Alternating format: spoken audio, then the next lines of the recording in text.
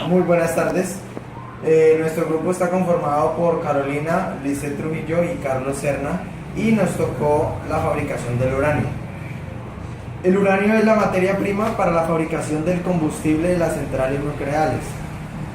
El conjunto de operaciones que van desde la extracción del mineral de uranio en la mina hasta su carga como combustible en la central se denomina primera parte del ciclo de combustible nuclear. Abarca los siguientes procesos: la exploración, la minería, la molienda, la conversión del uranio, el enriquecimiento y la fabricación. En este punto de la fabricación tenemos dos procesos: el proceso cerámico y el proceso mecánico. En el proceso cerámico, la primera operación es la recepción de bidones con el polvo de óxido de uranio. El siguiente paso es el mezclado, etapa que consiste en la creación de una mezcla uniforme del polvo de óxido de uranio virgen y del material limpio reciclado y habitualmente un formador de poros. Después pasamos a la etapa de preprensado y granulado, que consiste en prensar el polvo para formar una pastilla con una densidad mayor, que una vez tamizada genera un polvo granulado que tiene buenas características de fluidez. Aquí tenemos las pastillas. Estas son las famosas pastillas de uranio. El polvo granulado es previamente mezclado con un polvo lubricante en un homogeneizador adecuado para favorecer la formación de la pastilla en el prensado y garantizar la vida de la prensa. Las pastillas prensadas pasan a un proceso de sinterizado, es decir, obtener pastillas con la apropiada densidad e integridad para uso en reactor nuclear. Se sintetizan las pastillas a altas temperaturas, dando lugar a una mayor solidez y dureza a su estructura. El siguiente paso es el rectificado. El combustible nuclear para un reactor está diseñado con un diámetro de pastilla y vaina específico. Este diámetro de la pastilla permite una separación determinada entre la pared interior de la vaina y la pastilla de acuerdo a un plano Finalmente, las pastillas son medidas con métodos láser y examinadas superficialmente con sistemas robotizados de inspección por visión artificial mediante cámaras de alta definición. De esta forma, las pastillas que no cumplen los niveles de calidad marcados son identificadas y eliminadas. Recuperación del óxido de uranio por oxidación. Las pastillas eliminadas en cualquier etapa y especialmente en la de inspección son oxidadas y recuperadas como óxido de uranio reciclado, que es introducido de nuevo en el mezclado. Luego del proceso cerámico pasamos al proceso mecánico. En esta segunda fase, primero se hace la fabricación de tapones. Para ello recepcionan las barras de Circaloy y a partir de las cuales se fabrican los tapones que, una vez inspeccionados, se emplean para cerrar las barras de combustible. Aquí podemos observar las barras de Circaloy. Dentro de ellas van a ir las pastillas de uranio, pues debidamente forradas para poder ser transportadas. Para el proceso de fabricación de barras de combustible se parte de tubos a los que previamente se ha soldado por un extremo el tapón inferior y se procede a la carga de barras, es decir, introducen las pastillas en dichos tubos. Una vez cargados, a los tubos se les coloca en su interior un muelle, el segundo tapón, y después de presurizarlos con gas inerte, se suelda el segundo tapón, quedando la barra terminada. Una vez que la barra esté terminada, es sometida a una serie de controles de calidad: ultrasonido, radiografía, fugas de helio, corrientes inducidas y escáneres, para verificar que cumple con todos los requisitos de especificación. Ya. El siguiente paso es la fabricación del esqueleto, una estructura formada por barras, cabezales y rejillas que, tras ser inspeccionada, servirá de soporte para ir insertando después las barras combustibles. Pasamos en el proceso mecánico, pasamos al montaje final. Debido a su diferente constitución, se establece una diferencia entre los elementos combustibles de tipo PWR y BWR. De manera general, esta última operación del proceso consiste en la inserción de las barras de combustible en el esqueleto soporte, colocando finalmente cabezales y estructuras de soporte. Los elementos combustibles son sometidos a diversas inspecciones previamente a ser embalados en contenedores homologados para su transporte. Algunos diseños tienen una etapa de lavado previo a su embalaje. Por último, por decirlo así, la última etapa es su inspección. Para ello usamos equipos avanzados de fabricación e inspección de combustible nuclear.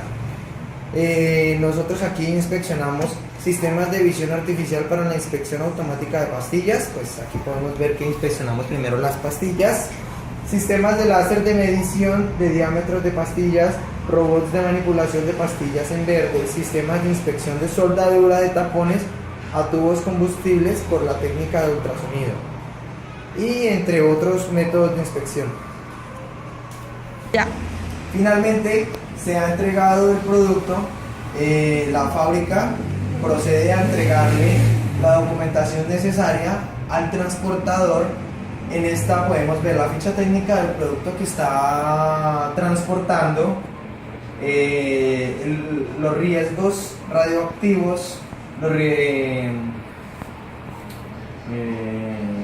lo que tiene que tener en caso de emergencia para que él pueda cumplir a cabalidad su transporte. Buenas tardes. Mi grupo está conformado por Sergio Triana y Ronald Arenas. Nos correspondió la parte de transporte de mercancía radiactiva, en este caso el uranio. Las mercancías peligrosas de clase 7, de las cuales son radioactivas, no se subdividen por los bultos y sobre envases se clasificarán de acuerdo con las siguientes categorías: 1, 2 y 3. De acuerdo que la 1 es blanca y 2 y 3 son amarillas. Para determinar la categoría apropiada se tendrá en cuenta tanto el índice de transporte como el nivel de radiación de la superficie, el etiquetado de materiales radioactivos. Los requisitos de etiquetado para el contenido radioactivo de los bultos o sobre envases, que en este caso son los tanques de combustible, se establecen con base en la categoría asignadas a estos. Todo tanque, embalaje y contenedor debe llevar la etiqueta correspondiente a la categoría. Los módulos de etiquetas son las que se muestran a continuación. Ahí podemos ver que respectivamente el radioactivo 1 es de color blanco, 2 y 3 son de color amarillo. Abajo está como tal la etiqueta que se le da al producto o material que estemos trabajando en este momento. El índice de transporte solo aplica en el caso de las categorías 2 amarilla y 3 amarilla. Las etiquetas de identificación se colocan sobre los tanques y envases. Rotulación de unidades de transporte. El rótulo aplica cuando se transporten bultos sobre envases o contenedores, que en nuestro caso marcados con 1, 2, 3 respectivamente. En este caso podemos ver que tenemos el rótulo al respaldo del camión y lo debemos tener el símbolo de radioactivo clase 1 en todos los ángulos del camión. Medios de protección. Hay tres formas fundamentales de protegernos de las radiaciones, interponiendo obstáculos entre ellas y nosotros, como plomo, paredes, pantallas, entre otros, que disminuyen o detienen las radiaciones, alejándonos de la fuente emisora que los produce, ya que al aumentar la distancia se reduce la intensidad de radiaciones, reduciendo el tiempo de exposición, permaneciendo el menor tiempo posible cerca de la fuente emisora de radiaciones ionizantes. En nuestro caso, los tanques de combustible están hechos de un material a base de plomo, el cual nos aleja del material radioactivo, que en este caso es el uranio, y el cual puede ser un combustible muy fácilmente. El contenedor o las paredes de nuestro camión debe estar blindado y de manera un material el cual no sea de fácil combustión y esté totalmente sellado, ya que en caso de haber una emergencia o fuga de nuestro material podemos actuar de manera rápida. Requisitos para el transporte de material radioactivo. A continuación se brindan normas a tener en cuenta durante el transporte de materiales radioactivos. Portar la autorización por el transporte emitida por Ingeominas o quien haga sus veces. Fijar la carga al vehículo para evitar que se caiga, tal y como lo vemos en el esqueleto soporte. Realizar la segregación cuando transporte otras mercancías peligrosas. Evitar transportar con alimentos. No tocar los tanques dañados.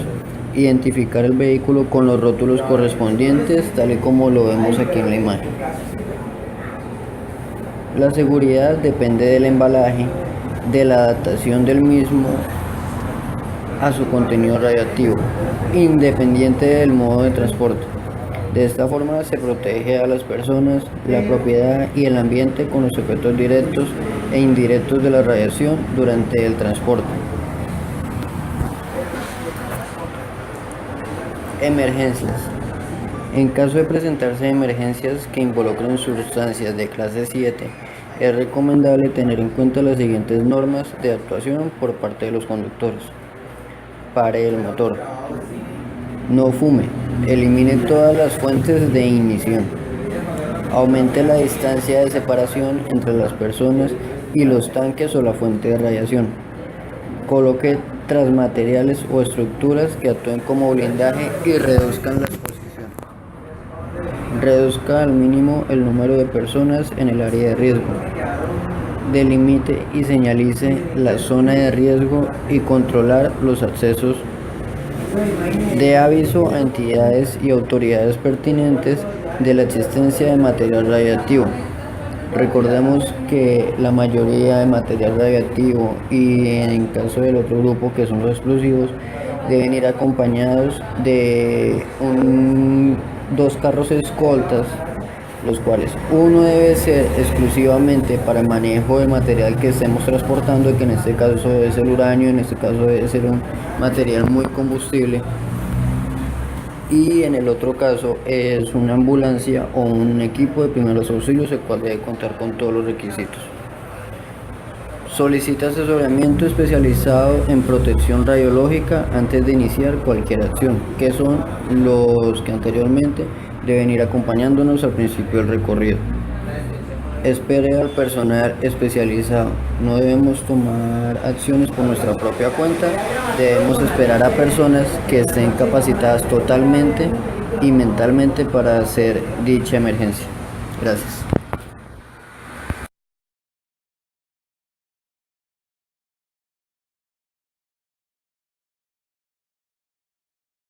Correspondió el tema de receptores de sustancias peligrosas. En este caso, la sustancia que nos correspondió es uranio. Nuestro equipo está conformado por Rosemary, Alberto Reyes, Juliet Castro y Wanda Rojas. Las condiciones de construcción de una bodega de almacenamiento de sustancias peligrosas consiste en que la bodega en que se almacenen los equipos estará construido con un material sólido que asegure que el control de la radiación al exterior no exceda en 2 veces la radiación de fondo. En caso de que la bodega se ubique en una obra provisoria y por tanto los materiales requeridos para la construcción del recinto no se ajusten a lo señalado anteriormente, se deberá construir un recinto en hormigón o albañilería provisto de un marco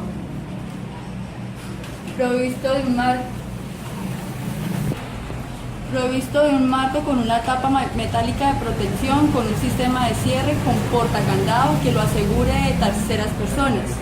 Esta bodega puede estar ubicada al interior de otra construcción que puede ser de material liviano, pero deberá contar con un acceso independiente y exclusivo. También se puede considerar la construcción de una caseta sobre el nivel del terreno completamente aislada con capacidad exclusiva para él o los decímetros nucleares en obra con la señalización exterior, además de leyendas visibles, peligro, zona de radiación, solo acceso a personas autorizadas y símbolo internacional de radiación en sus 4 costados. Condiciones de almacenamiento de sustancias peligrosas. La estructura sólida debe ser una estructura sólida, incombustible, con muros y techos livianos con resistencia al fuego, exclusiva para el almacenamiento y bien señalizada, almacenamiento ordenado de las sustancias sobre pallets o anaqueles independientes o separados según clasificación.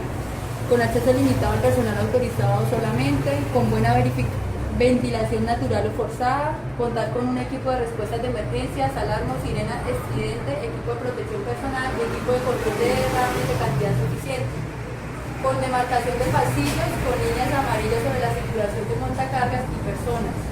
Están diseñadas para contener derrames de la capacidad del mayor envase almacenado en el área, con extintores bien ubicados, cargados, señalizados y en la cantidad necesaria. Mantener un inventario actualizado de los materiales peligrosos almacenados, con piso sólido, lavable y no poroso. Tener todos los envases etiquetados de manera correcta y con identificación del contenido. Envases con sustancias peligrosas son reconocibles fácilmente a distancia. La naturaleza del riesgo es identificable fácilmente y provee orientación sobre manipulación, almacenamiento y transporte.